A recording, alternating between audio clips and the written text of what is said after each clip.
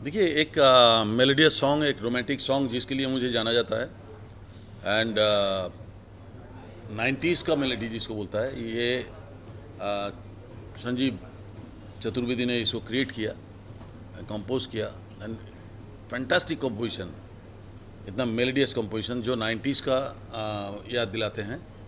इसके साथ मेरा एक नहीं, बहुत सारे गाने हैं मेरा, अभी लाइन से गाने और आने वाले हैं बहुत सारा। लेकिन क्या है कि इस गाने में जो मेलोडी था, और मेलोडी की वजह से ये लोगों को इतना पसंद आया, और जल्दी जल्दी तो ये मैं चाहता हूँ कि 90s के फ्लेवर जो है वो ज़्यादातर करके आए और लोगों के अंदर और फिर जाए। सर मैं आपसे जानूँगा, सर ने इतनी सारी तारीफ कर दी, आप क्या कहते हैं? किसी भी कंपोज़र या राइटर के लिए ना इट्स अ ड्रीम कि आप सानू दा को एक्चुअली रिकॉर्ड करो, and he is a melody king. तो कोई भी गाना जब बनाते हैं और सानू दा की आवाज़ आती है तो हम लोग के लिए तो ऐसा लगता है कि हमने एक सपना जिया है। तो to us it's blessings Jagdambe की कि सानू दा ने गाना गाया, एंड गाना ये एक दिन में 1 मिलियन के करीब क्रॉस हो रहा है अभी गाना। क्या बात है मैम, जैसे कि सर ने कहा कि सपने की जैसा लगता है, आप क्या बनना चाहेंगे एज एन एक्टर? आप इससे क्या अपना मतलब करना चाहेंगे? ये मेरे लिए सर के गाने पे परफॉर्म करना, एक्ट करना, ये मेरे लिए मतलब मेरे लिए ऑनर है। और I didn't know that I could start with this as my career. It's my honour to be a part of this song, and I am a 90s kid and I am a huge fan of sir. जैसे कि sir आपने अपने बात में mention किया कि 90s की vibe मुझे इस गाने के अंदर नजर आती है। आपको क्या लगता है अभी के दौर पर जो गाने बन रहे हैं उसमें कहीं ना कहीं वो एक मेलोडी, वो एक वाइब मिस होती है, आपको नजर आती है? देखिए, I don't know the public का जो चॉइस है ना, ये हमेशा हमने देखा। हमने अभी सक्सेसफुल टूर करके आया, अमेरिका टूर करके आया। हम वहाँ पे हमारे यूट्यूब चैनल का जो गाना था, जो कुमार सानू ऑफिशियल में जो गाना रिलीज़ होता है इनका म्यूज़िक में, उस गाने को मैं स्टेज में गाया, लोगों को बताया गा के कि भाई इस तरह के म्यूज़िक हमारे चैनल में, तो लोगों ने स्टैंडिंग ओवेशन दिया, full hall. Can you believe this? तो मतलब क्या लोग चाहते हैं, हमारे इंडस्ट्री में क्या दे रहा है क्या नहीं दे रहा है ये मैं नहीं बोलूँगा, ये उनकी चॉइस है। लेकिन उनको ये समझना पड़ेगा कि हमारा 14 शो जो हुआ है 90s, उसका नाम था क्या, कुछ बैक टू 90s, कुछ ऐसा कुछ था। 14 शोज सोल्ड आउट शो था। Can you believe this? 15 days before America में 14 shows continue, it's sold out all. अब यूट्यूब में से आपको सोल्ड आउट पोस्टर भी मिल जाएगा सारा। तो इसका मतलब क्या है कि 90s के गाने लोग पसंद करते हैं, हम उसको दे नहीं रहा, ये अलग बात है, ये कुछ और ही चीज़ हो रहा है। तो 90s के म्यूज़िक जो क्रिएट कर सकता है, ऐसे लोगों को आगे आना चाहिए, संजीव जैसे, ऐसे लोगों को आगे आना चाहिए जो नादिम सरवन जैसा या तो अनु मलिक जैसा ऐसे ऐसे गाने क्रिएट कर सकते हैं। तो मैंने वही बोला कि भाई 90s का मिसिंग है। अभी के जो गाने बन रहा है उसमें 90s फ्लेवर, तो क्योंकि 90s एरा जो था that was the golden era for music industry में, गोल्डन एरा, सब प्रॉपर गोल्डन एरा जिसको कहते हैं।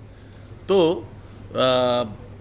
बस वही कोशिश है, ये लोग समझे ना समझे, हम तो हमारा करते रहेंगे। और यूट्यूब चैनल में, हमारा भी यूट्यूब चैनल में हमने ये गाना का एक दूसरा चैनल के लिए, एंड बट मैं अपना यूट्यूब चैनल में एवरी 7 डेज़ और 10 डेज़ एक नया गाना रिलीज़ होता है, मेरा नया गाना रिलीज़ होता है। तो फिर इनका जो ये गाना है, ये गाना कौन सा ये इसमें चैनल वाइट से, हिल बीट्स। हाँ, White Hill Beats. White Hill Beat, तो इस चैनल से ये गाना रिलीज़ हुआ।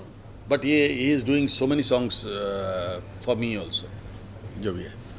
सर मैं आपसे जानना चाहूँ, अभी के अगर दौर की बात करूँ तो ऐसा होता है कि अभी 90s के गाने, कुछ पुराने रेट्रो गाने उठाकर उसे नए तरीके से रीअरेंज करके, रिक्रिएट करके हम सभी के बीच में लेकर आ रहे हैं। तो आपको लगता है इन गानों की जो मेलोडी है उस टाइम की 90s की, उसे वैसे ही बरकरार रखना चाहिए, या फिर उसको लाकर अपने तरीके से जो नया क्रिएशन चल रहा है उस पर आप कितना बिलीव रखते हैं? नहीं, नया क्रिएशन करके कोई फ़ायदा नहीं होगा, वो नो हेयर हो जाएगा। क्योंकि पुराने गाने को आप छेड़ोगे तो उसका रिज़ल्ट अच्छा नहीं होगा। अगर आप उसको एज इट इज़ रखोगे उसका रिज़ल्ट अच्छा होएगा। एज इट इज़ बोले तो उसमें मैं तो ये समझता हूँ कि अगर सिंगर, पुराने सिंगर अगर कैपेबल है, गा सकते हैं, तो उसी से ही गवा लेना चाहिए, वो और इम्पैक्ट होता है। क्या आज से 35 साल पहले जो गाना एक सिंगर ने गाया था, 35 साल बाद वो गाना फिर से वही सिंगर ने गा रहे, चलो देखते हैं कैसा गाया है यार। तो एक होता है ये बात, और हमारा फैन फॉलोइंग तो कोई रोक नहीं सकता, जो हमारा फैन फॉलोइंग है वो तो होगा ही, वो तो कम से कम देखेगा ही देखेगा इस गाने को। मैम मैं आपसे चाहूँगा, जिस तरीके से भी सर ने कहा वो बरकरार रहना चाहिए, और आपको मौका मिला है उसी गाने के वाइब पर काम करेगा, आप अपने आप को इतना प्राउड फील करते हैं कि आपने उसी मेलोडी के साथ काम किया? Absolutely. I mean, मेरी जगह और कोई भी होता would feel the same thing, and I cannot be happier than this, honestly. मतलब जब मैंने सुना 90s सॉन्ग है, I jumped to say yes. मैं jump करके I was like literally like yes, I want to do this. So it is my, I am lucky. Ma'am आप अपनी क्या खुशी रखना चाहेंगे, अपनी एक्साइटमेंट रखना चाहेंगे इस गाने को लेकर?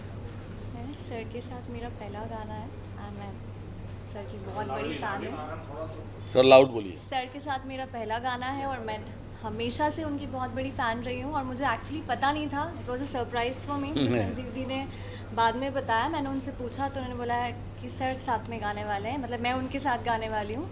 सो अच्छा लगा, और गाने की सबसे खूबसूरत बात ये थी कि बहुत सोल था गाने में, बहुत ज़्यादा सोल है, बहुत प्यारा है, और गाने को बहुत ईज़ के साथ गाया।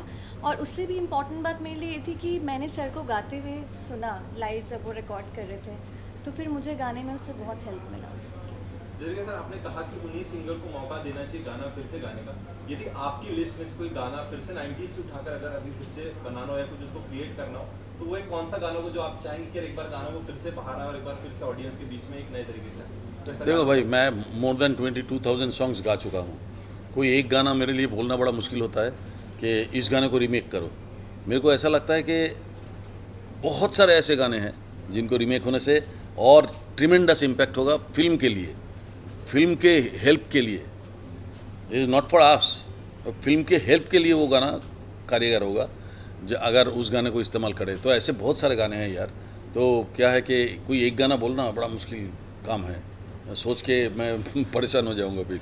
चंद पहले का एक वक्त था जहाँ पे गाने बहुत हिट हो गए थे पहले, उसके बाद लोग फिल्म देखने जाया करते थे। आज उल्टा हो चुका है, आज लोग फिल्म देखते हैं लेकिन गाना याद नहीं रहता। यस, क्या लगता है? के ही गाने लोगों के कंटिन्यू करना चाहूँगा, सिर्फ 90s के ही गाने लोगों की जुबान पर रहते हैं, यादगार रह जाते हैं। अगर हम देखें हिप हॉप या इस तरह के जो भी गाने आते हैं 2 दिन लोगों की जुबान पर रहते हैं, Yes. लेकिन भूल जाते हैं। लेकिन जो 90s के गाने होते हैं तो आज भी लोग याद करते हैं। आपने बताया कि आपके कॉन्सर्ट को स्टैंडिंग ओवेशन मिले, तो वो क्या रीज़न है सर कि 90s के गाने लोगों की जुबान पर, दिल में, जहन में बस जाते नहीं देखिए एक, और हिप हॉप टाइप से सिर्फ 2 दिन के। हाँ हाँ, अभी क्या है कि ये जो 90s के गाने की आप बात कर रहे हैं ना, तो उसमें सबसे पहले 3-4 रीज़न था।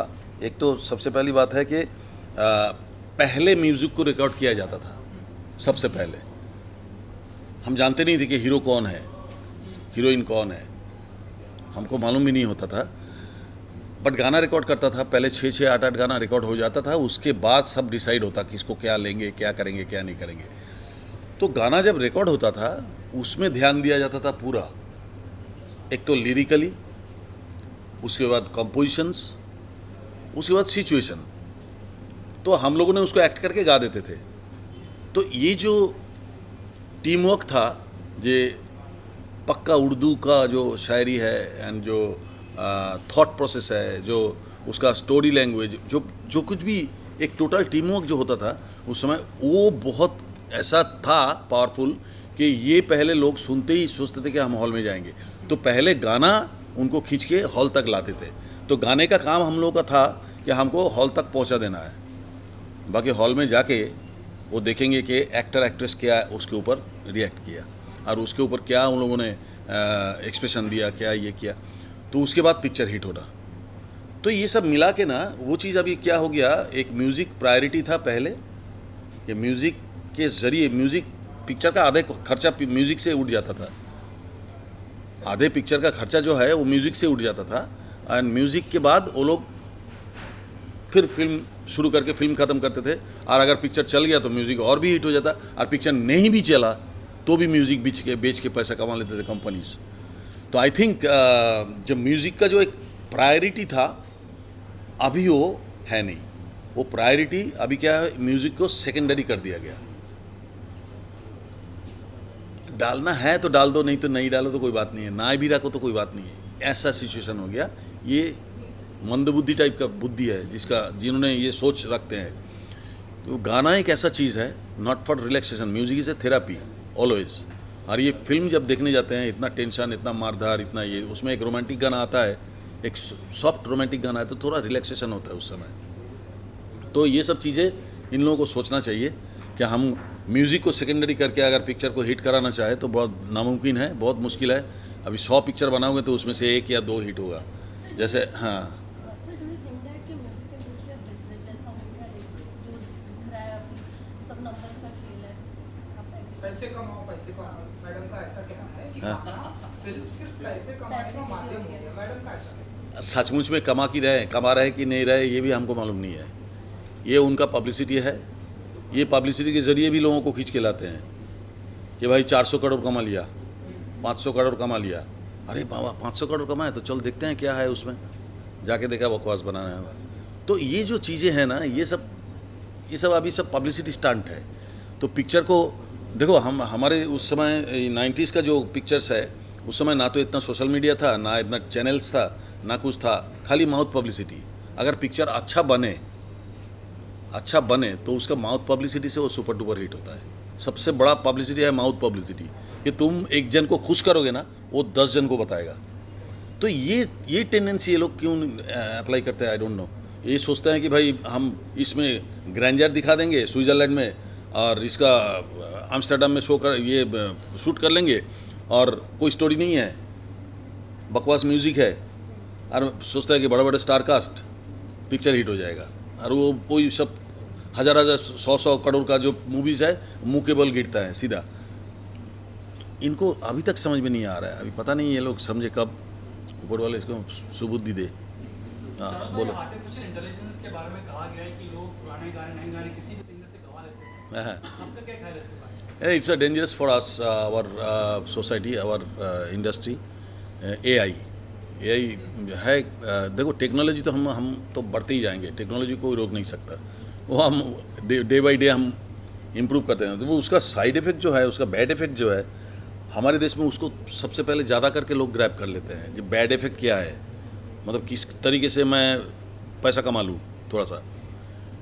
AI का गुड इफ़ेक्ट बहुत सारा है, बट बैड इफ़ेक्ट भी बहुत ज़्यादा है। हमारे यहाँ पे अगर बैड इफ़ेक्ट को यूज़ करे, समझ लो कोई भी सिंगर के गवा के उसका सेम वॉइस फ्रिक्वेंसी से कुमार सानू बना दिया AI, and that is bad for us, that is bad for all.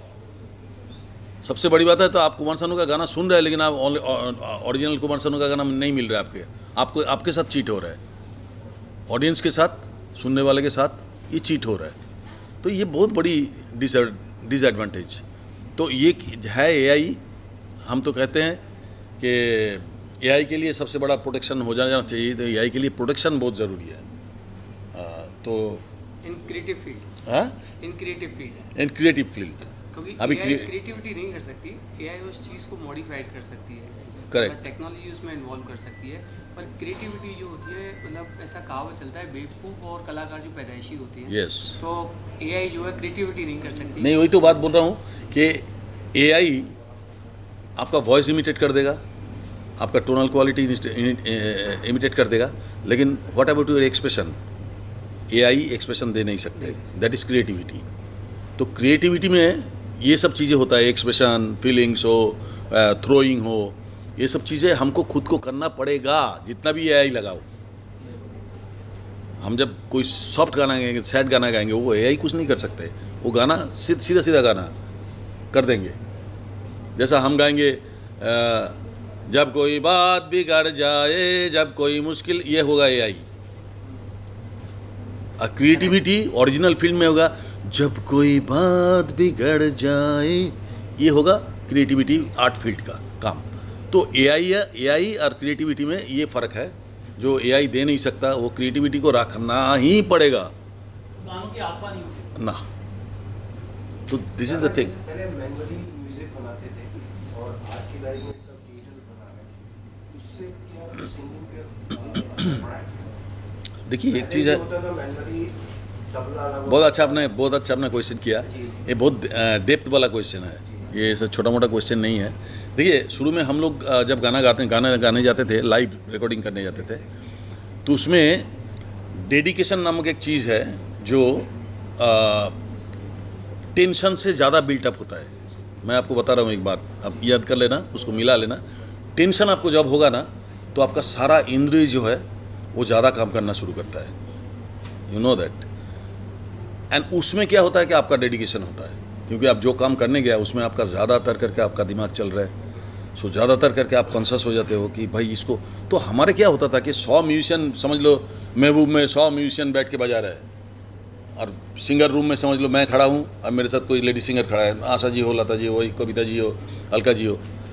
अभी वो 100 म्यूजिशियन बजा रहे और उसके साथ मैं लाइव गा रहा हूँ। अभी कोई एक जन अगर गलती करे उसके लिए दोबारा टेक करना पड़ेगा।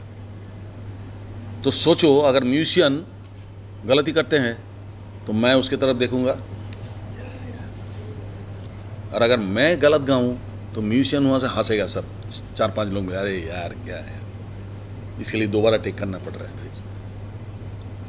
तो इसलिए क्या होता है कि मैं भी कॉन्शियस, मेरा काम के लिए टेंशन, डेडिकेशन, एंड जो बजा रहे हैं उन लोगों का भी टेंशन, डेडिकेशन एंड कॉन्शियसनेस। तो ये इसमें क्या होता है कि काम अच्छा निकल के आता है, जो क्रिएटिविटी है वो फैंटास्टिक निकल के आता है। सब अपना बोलता है कि हमारा 100% हमको देना ही है कैसे भी करके, नहीं तो फिर हम पीछे रह जाएंगे, कोई हमारे ऊपर ना हंसे। ये जो होता था ना, तो उस समय ये काम होता था। अब क्या हुआ, अभी हमको पता है कि हम रिकॉर्डिंग में जाएंगे, म्यूजिशियन कब बजा के गया कुछ मालूम नहीं है, ट्रैक आधा बन चुका है, थोड़ा थोड़ा गिटार बजा हुआ है, थोड़ा सा रिदम बजा हुआ है, और हमें सिंगर को मालूम है। देखो डेडिकेशन कहाँ कम हो जाता है, सिंगर को मालूम है कि मैं अगर गलत गाऊँ तो एक एक वर्ड भी पंच हो सकता है, तो हमारा कोई टेंशन नहीं है, हमारा कोई टेंशन नहीं है। तो जहाँ टेंशन नहीं है वहाँ डेडिकेशन कैसे होगा? This is the logic. आगे हमारा टेंशन अगर हो बिल्टअप होता है, मैं अभी डर रहा हूँ, मैं गाना गाने से पहले आज भी हमारा हाथ ठंडा हो जाता है, स्टेज पे जाने से पहले भी हाथ ठंडा होता है, रिकॉर्डिंग से पहले भी हाथ ठंडा हो जाता है। ये होता है डेडिकेशन, एंड ये होता है एक कॉन्शियसनेस, अटेंशन। तो उसमें से क्रिएटिविटी निकलते हैं। तो जो सिंगर गाना गाने जा रहा है वो सोच रहा है कि जब कोई बात बिगड़ जाए, जब को ले लीजिए इस ट्रैक से, कोई को उधर से ले लीजिए, बिगड़ जाए इधर से ले लीजिए। ये क्रिएटिविटी नहीं होता है। ये क्वेश्चन बहुत इंपॉर्टेंट था और ये आंसर बहुत बड़ी हाईलाइट है। तो आप लोग प्लीज़ एज ए मीडिया ना इस चीज़ को थोड़ा हाईलाइट करना, ये बहुत बड़ी बात है नई जनरेशन के लिए। नहीं, आज अचानक क्वेश्चन अच्छा किया तो मेरा दिमाग से वो निकल गया। बहुत अच्छी बात आपने क्वेश्चन किया। तो मैंने वही बोला, टेंशन एंड कॉन्शियसनेस से क्रिएटिविटी जो होता है वो और पावरफुल होता है। तो डेफिनेटली वो सिंगर के मन में जब होता है कि भाई हम जाएंगे और हम कुछ भी गाएंगे, वो चल जाएगा, वो डेडिकेशन नहीं है, वो टेंशन नहीं है, वो कॉन्शियसनेस नहीं है, तो फिर उसका क्रिएटिविटी जो है बेटरमेंट कहाँ से होगा? अब बताओ ना। अभी हम दोनों जब गा रहे हैं, दो, एक लेडी सिंगर एक जेंट सिंगर, हम सोच रहे हैं इसको कैसे बीट करूं, वो सोच रहा है इसको कैसे बीट करूं। कंपटीशन में क्या होता है, चीज़ अच्छा निकल के आता है। तो ये चीज़ अभी है ही नहीं ना, तो आपका वो क्रिएटिविटी में वो सब 90s म्यूज़िक बोलो, 80s म्यूज़िक बोलो, कहाँ से नज़र आएगा? क्योंकि ये पूरा टोटल टेक्नोलॉजी के ऊपर चला गया। टेक्नोलॉजी, हम लोग बोला ना, टेक्नोलॉजी का एक एडवांटेज भी है और डिसएडवांटेज भी है। तो ये खामियां बहुत है इसमें। इसको अगर आर्ट को बचाना है तो टेक्नोलॉजी के साथ साथ आपको गाना भी एट ए टाइम, वो सिंगिंग हो या लिरिक्स हो या कुछ भी हो, एक लिरिक्स राइटर बैठे रहते हैं रिकॉर्डिंग के टाइम में साथ में, कि सिंगर को शब्द बोलने की तकलीफ हो रहा है, इमीडिएट वो उसका 4-5 ऑप्शन दे देते हैं। ये डेडिकेशन होता है कि भाई हमारा लिरिक्स अगर सिंगर ठीक से नहीं गा पा रहा है तो ये हमारा ही बदनाम हो गया, तो मैं ठीक से नहीं गा पा रहा है, वो जगह पे ठीक नहीं बोल पा रहा है, तो इमीडिएट वो 3-4 ऑप्शन दे देता है वहाँ बैठे बैठे। अरे कुमार जी आप ये जगह पे आप ये लिख लीजिए, देखिए तो इसको बोल के, तो मैं देखा हाँ उसका मेलोडी के साथ बहुत अच्छा स्मूथली चले जा रहा है। दैट इज़ द क्रिएशन ना, ये तो क्रिएटिविटी है। और क्रिएटिविटी था बोल के ही आज आपके दिमाग में हम बैठे हुए हैं। हम कोई भी गाना अगर गाने जाएंगे तो आप भी मेरे साथ गुनगुनाओगे। मेरा हर शो में मैंने देखा, फर्स्ट 3-4 रोज जहाँ तक नज़र आता है मेरा, हर आदमी एक एक गाने का बोल हमारे साथ गा रहे। तो ये जो दिमाग में डालने की बात है ना, ये सब चीज़ से ही आता है, ये टेंशन, कॉन्शसनेस एंड डेडिकेशन, इससे आता है। और इसको ये लोगों ने नज़रअंदाज करके सेकेंडरी कर दिया, बोले इसकी ज़रूरत नहीं है, तो पिक्चर भी इस साइड हो गया। दादा पहले ना जो शूट होते थे, सॉन्ग पिक्चराइज होते थे पहले, उसमें नादरा से 2 राउंड पीछे करो, 3 राउंड पीछे करो, वो चीज़ का जो ये होता है, ये वो अलग ही होता था। यस, हर एक का जो काम है उसको उसका काम के ऊपर ऐसा प्रेशर क्रिएट कर देते थे कि अपना काम आप अच्छा नहीं करोगे तो आगे का सारा काम रुक जाएगा, तो you have to do your job correctly, तब जाके तुम करोगे तो फिर आगे वाला ठीक से करेगा, वो आगे वाला करेगा तो उसके बाद आगे वाला ठीक से करेगा, तो सब लिंक्ड और सब डेडिकेटेड था, और इसलिए काम अच्छा होता था। और तुम्हारा पेट फूल रहा है बहुत देर से, बोलो। अगर आप यहाँ पर हैं तो अगर आपकी आवाज़ हो जाएगा, आपकी सुनना, आपको लाइव सुनना चाहते हैं, अगर ये गाने कुछ लाइन अगर आप इसका एक गाना था मेरे यूट्यूब चैनल में, मैंने गाया था, अभी मैं अमेरिका में भी ये गा के आया था। मेरे जैसा नहीं मिलेगा मेरे बाद ज़माने में, मेरे जैसा नहीं मिलेगा मेरे बाद ज़माने में, उम्र तेरी ढल जाएगी मेरा इश्क भुलाने में। तुमने मुझको दागा दिया है, तुमने मुझको धोखा दिया है, तुम भी धोखा खाओगे, बड़ा पछताओगे, बड़ा पछताओगे, लेके मेरा नाम हजारों अश्क बहाओगे, हाँ हाँ बड़ा पछता। तो ये था गाना, देखो मेलोडी ये बनाया ये संजीव ने, तो ये पूरा 90s मेलोडी एंड वर्डिंग अच्छा है, पावरफुल, सिंपल सा वर्डिंग है लेकिन पावरफुल वर्डिंग है और लोगों को छूने वाले। अब जब मैं गा दिया मेरे जैसा नहीं मिलेगा मेरे बाद ज़माने में, तो सिंपल थिंग है। आप भी अपने वाइफ को कभी बोलते होंगे, है ना, it's a very simple thing. अरे मेरे जैसा नहीं मिलेगा तुमको, चलो मैं जब नहीं रहूँगा ना तुमको पता चलेगा, तो this is the simple thing, ये थॉट को। तो ये सब चीज़ें जो है ना, ये चाहिए हमारे जीवन के लिए, हमारे लाइफ के लिए, जो सुकून भरी लाइफ होना चाहिए, उसके लिए आप अच्छे मूवी देखो, अच्छे गाना सुनो, स्टोरी वाला। तो कुछ बोलेगा क्या बेटा? अच्छा हाँ बोलो। पुरानी फिल्में जो होती हैं, म्यूजिकल फिल्में, उनका रीमेक बनती है, फॉर एग्जांपल आशिकी, तो they don't take old singer, वो पूरा नया वो लोग करते हैं। तो what do you have to say about that? Because Aashiqui film was more on music based और लोगों को गाना ज़्यादा पसंद था वो उन film. What do you say about that? What you want to know कि एक्चुअली? नई आशिकी नई रीमेक बनती है, उसमें पुराने गानों को लेते नहीं है, सिंगर्स का नहीं लेते हैं, कुछ लेते ही नहीं। Anything you want to add to this? देखिए पुराने आशिकी, सबसे पहली बात है जो अभी के जो आशिकी है वो आशिकी चलेगा ही पुराने आशिकी के नाम पे। आपको नाम यूज़ करना पड़ेगा आशिकी, या आशिकी 1 2 जो भी है, 3 जो भी है, आशिकी आपको लगाना पड़ेगा। ये क्यों है? आशिकी की जगह कुछ और लिख सकते थे ना। आशिकी क्यों यूज़ कर रहा है भाई, इसको सोचो कि हम आशिकी क्यों लगा रहे हैं। अगर मेरे में दम है तो फिर हम आशिकी की जगह मौसीकी लगा देंगे ना, मौसीकी 2। वो आशिकी क्यों यूज़ कर रहा है, इसके पीछे राज क्या है?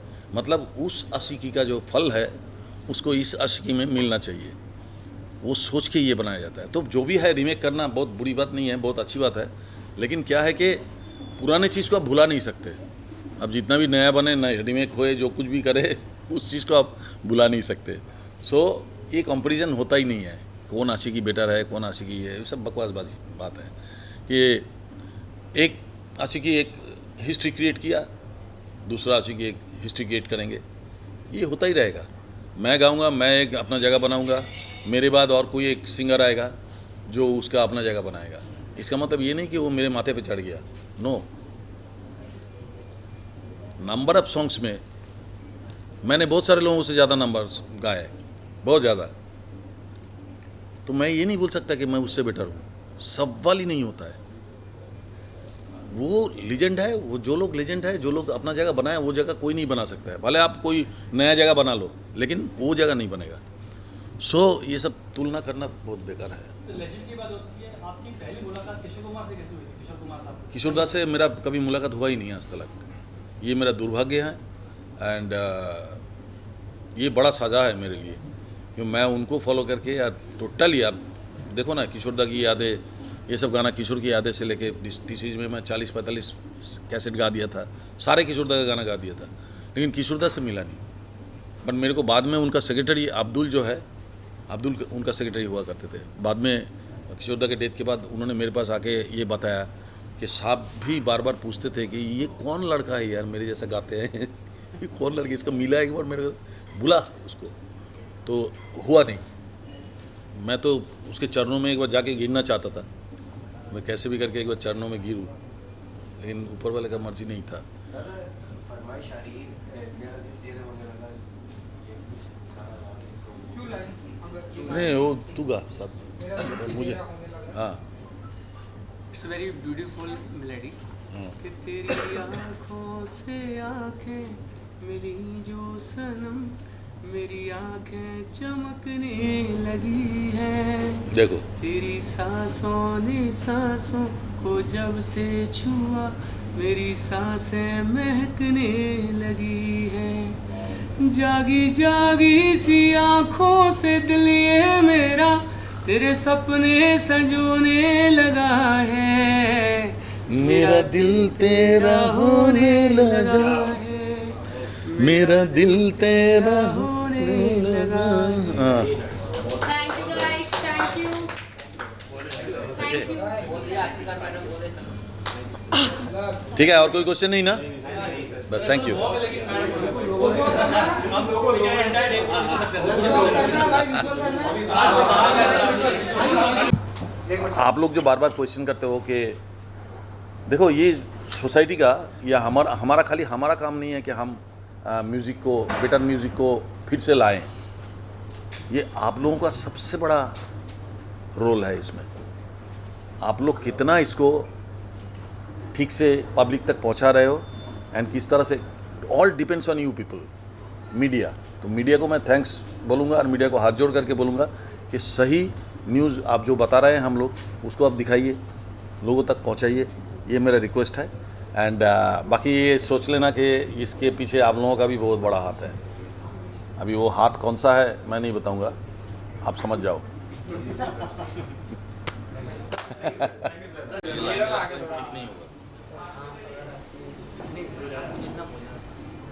क्या है क्या मैं अपना आइए आइए आ जाओ ठीक है ना।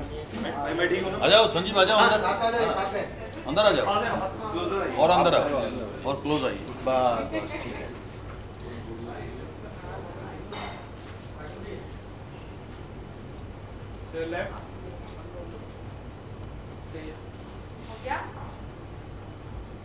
Chalo guys. Thank you guys. Thank you. Thank you. वो बस हाँ। एक सेकंड चलो बस